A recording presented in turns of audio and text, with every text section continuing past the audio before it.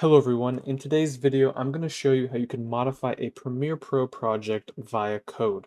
What this basically means is not writing some scripting code or anything like that. I mean taking the actual Premiere project, opening it up, and seeing what's inside. There are so many different things that are possible to do with this that you wouldn't be able to do with any kind of automation. For example, if you send someone else a project or you have a tool like a CEP extension or UXP plugin that imports a project from your computer, you can modify the actual paths to elements inside of your project to make sure everything is not offline. Because Premiere uses an absolute pathing mechanism where if I save this project here and have all these video and audio files and I send it to you, if you don't have the same source folder, it's going to give an offline file issue. But for one example of this tutorial today, you're going to be able to take that Premiere project file, go into it, modify the path so that it works for the user's computer, and then that will basically solve a lot of your issues. But that is just scratching the surface. So let's get started. So here's my project here, DJ Roller Beat Animation Test.pr project. The first step I'm going to do is basically manually. You can do this via code as well, because if you have a CEP extension where you automate this, you can do the same process, just not manually, obviously. What I'm going to do is just copy and paste it so I have a backup. And I'm going to change the name from .prproject to .zip. This tricks your computer into thinking this is a zip file. And you're like, well, no, it's just a Premiere project file. But if I go ahead and extract that zip file, I get a folder with this empty looking file with no extension. But if I go ahead and open this file, say in VS Code, all of a sudden we have a file that we can actually read. This is your Premiere project file. Everything in here is what Premiere uses to recreate any given project file. And most of this information isn't really relevant. You can dive into all these specific properties if you want, but a lot of this is just for Premiere to know how to recreate something and give it properties. What this is essentially is saying is that any Premiere project file is just a giant list of XML data. And that makes perfect sense because what it basically does is it goes through all of this data and it recreates your project, whether the certain files need to be imported, effects applied. So let's dive into the example that I gave of changing the paths of the source files. Now, given that there's a ton of code in here, it might be hard to find anything specific. But just scrolling around, I found this media object right here.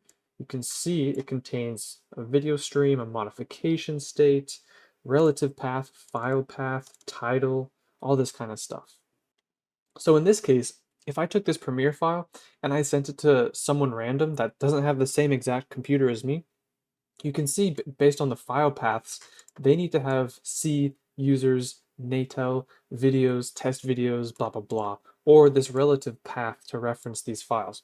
Otherwise, when they import this Premiere project, it's going to be offline. But I can literally just change a couple values here on this particular clip and save it.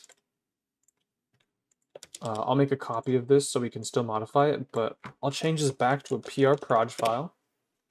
And when I go ahead and try and open that file now, you can see, boom, we have an offline piece of media because I changed the file path. I added this little F right here to throw off my computer. And that's beautiful because what that means is that I can go in and change this path to the user's computer using code, or I can change it to a location that every single computer has and avoid having offline files when they import something. So that's the first superpower that this gives you, is that you can change all of the relative and file paths of any actual media that you need to have installed in a certain location on your tool and update it in the Premiere project file before even opening it. And let's take a look at something else. So what I did do, just as a test, I haven't actually tested this yet, but I assume we'll be able to change it, is I added a camera blur to this particular clip. So let me see if I can find a camera blur inside of here. Here we have blur, blur, and percent blur. I don't think we want the percent blur. We'll be wanting this camera blur. So this is under a video filter component. It has a component, a parameter. Is there more params? It just has one param. It says 0. I'm trying to find if I can locate where this 25 is, because I want to see if I can change the percent blur. Oh, maybe that's what this is down here, is our percent blur. This is a keyframe, lower bound and an upper bound. So here's my value of 25, but for some reason it starts at negative 9 septillion or whatever this is. So interestingly there, it's not just in the camera blur section, because here is the entire representation of that camera blur. It's actually further down, which is interesting. Maybe these represent video clip, audio component, video component param. So I guess the video effects themselves are stored differently, but I want to see now if I can change this blur of 25. Let's change it down to like 3. Hit save. I'll copy it again and change the extension to prproj. And this is the one here we want to open. Let's see if we go from a 25 blur down to a blur of 3. So that's pretty cool. We can change the actual parameters of pretty much anything using this method. So let's again discuss why this is important and why this is awesome. You might be saying, why don't I just modify the Premiere project file when I open it up using a script, an extension, or a plugin? Well, as I mentioned, the reason that I came across this is I was working on a tool where the workflow required the user or the extension to import another Premiere project into the user's sequence. And what this meant is there was video, audio, and Mogurt elements that all had to be sourced from this project. And because they sent it from their computer, all the pathing was mixed up, as you've probably experienced from any Premiere projects from your friend's computer. And I had to find a unique solution. And I knew about that all Premiere project files are kind of an XML. So I dove into the XML, I found the paths, and I realized with the extension that popped up, I could basically, before importing the Premiere file, I could extract it into the zip file, unzip it with code, go into the XML, and modify the file paths. But more than just that now, as you can see, we can modify the camera blur and pretty much any property you see, because all a Premiere project file is this giant list of properties. So given that, you can think of a lot of different solutions that you can solve without scripting. You can inject XML into a project to even add a file that wasn't there before.